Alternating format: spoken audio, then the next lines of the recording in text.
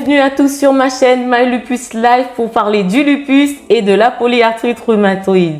Comme vous le savez tous, je suis atteinte d'un lupus et d'une polyarthrite rhumatoïde. Mais avant de parler du sujet du jour, je vous invite donc à vous abonner à la chaîne en cliquant sur la petite cloche en bas de la vidéo. Cela vous permettra d'être informé à chaque fois que je posterai une vidéo.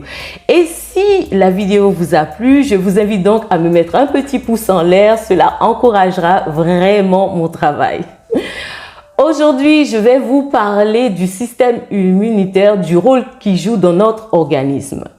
Le système immunitaire est un réseau de cellules qui organise la défense de notre corps contre les microbes qui nous attaquent.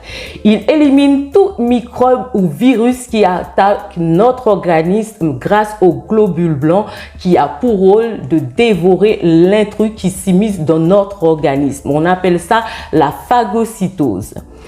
Et toujours pour nous défendre, notre corps produit des substances comme les enzymes, les cytokines ou encore des peptides antimicrobiens pour nous protéger.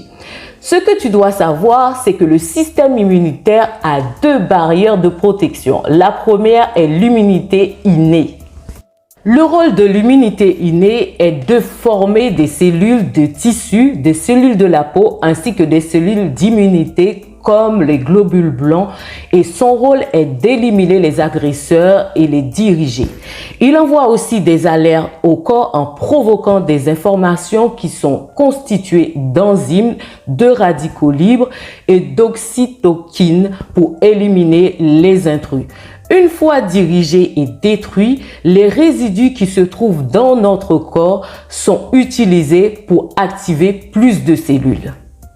La deuxième barrière est l'immunité adaptative. Ce sont principalement des cellules de type lymphocyte T et B. Ces lymphocytes permettent de reconnaître les agresseurs et les débris pour mieux détruire tous les intrus afin qu'ils ne puissent se multiplier. Cette phase d'élimination est le cytocycle de lymphocyte B.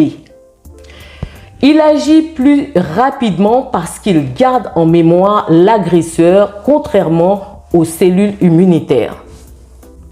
Dans le cadre du lupus, le système immunitaire reste toujours en mode de défense, comme s'il y avait un virus ou un microbe. Résultat, il attaque les cellules saines du corps de façon permanente. Étant donné que le corps est toujours en mode défense, il attaque les organes qui ne sont pas malades.